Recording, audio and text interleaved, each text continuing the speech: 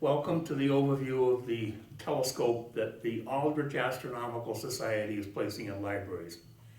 I am John Root, the coordinator of the program. We've been doing this now for about 5 years. This is the telescope. It's a 4.5-inch mirror made by Orion that we modify quite a bit actually. And right now it's in its travel or packing configuration with the aperture end down and so that it won't swing on the altizimuth mount. To get it ready to use, you need to loosen up this turn screw here, raise the scope, swivel it. And I usually try to align the easy finder with the slot in the clamshell grabber. We modify this quite a bit. One of the things we do is remount the main mirror cell to make it a little bit more sturdy. We change the eyepiece from what had originally been two separate individual eyepieces to a variable power eyepiece. The Easy Finder, which is a locator. Originally, when it comes from Orion, there's a CR2032 button battery up underneath the front cover. We're replacing it with a box that holds two AA batteries that last a lot longer. We're looking at anywhere from 25 to 30 hours easily instead of 2 hours, especially if the Easy Finder were left on during a viewing session. Now to use it, obviously you need to remove the front aperture cover. You'll notice it's tethered so you don't lose it in the grass in the backyard of the field. There's also a Velcro patch which you can hitch it there so it's not swinging around like a pendulum. And you remove the eyepiece cap. Now it's basically ready to go. If to use it, why doesn't it swivel as much? We need to turn on the Easy Finder, which is a turn switch clockwise.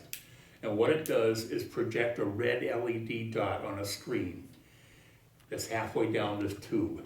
So what you need to do is position the telescope so that the red dot is on the object you want to look at. Then when you look through the eyepiece, hopefully it'll be there.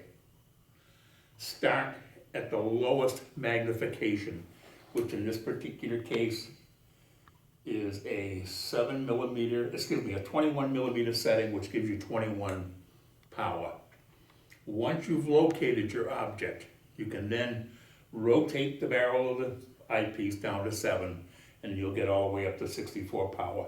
This little telescope with the 4.5-inch mirror, 114 millimeter mirror, is very capable of observing the rings around Saturn. So that's primarily how it's used. There's only really 2 adjustments you need to do. The focusing part and setting your power on your eyepiece. That's really it. Now we provide 2 books with the telescope. One is the National Audubon's Pocket Guide to Constellations for the Northern Hemisphere, which kind of gives your patrons an idea, what they're looking at, and goes into some sort of sometimes a historical background of how a particular constellation got its name from either Greek or Roman mythology. Most important is the instruction manual. It covers by the numbers the nomenclature of what does what on the telescope.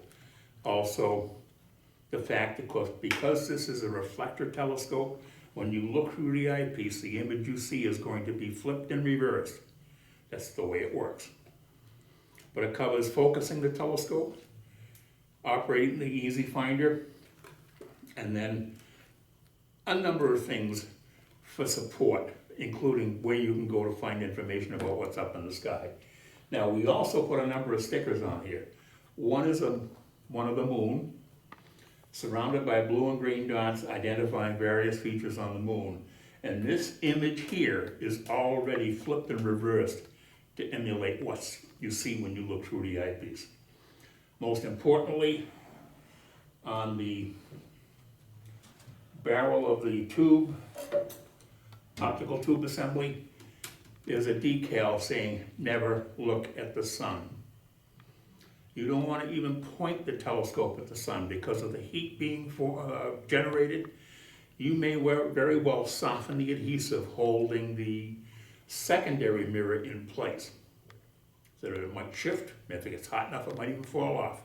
And to look through it, because of the magnification involved with the telescope, the eyepiece rather, you are looking at instant irreversible damage. You will burn a hole in your retina, so don't do that. Now the way the telescope functions, the light is going to come through this aperture end, which is much the same as the camera lens. It's going to hit the primary mirror, which is at the opposite end of the optical tube assembly, which then, because it's a parabolic curved dish, focuses it back up to a point at the secondary mirror. Now the secondary mirror is at a 45-degree angle, and it then directs that light out through the eyepiece. Simple as that. Very, very simple.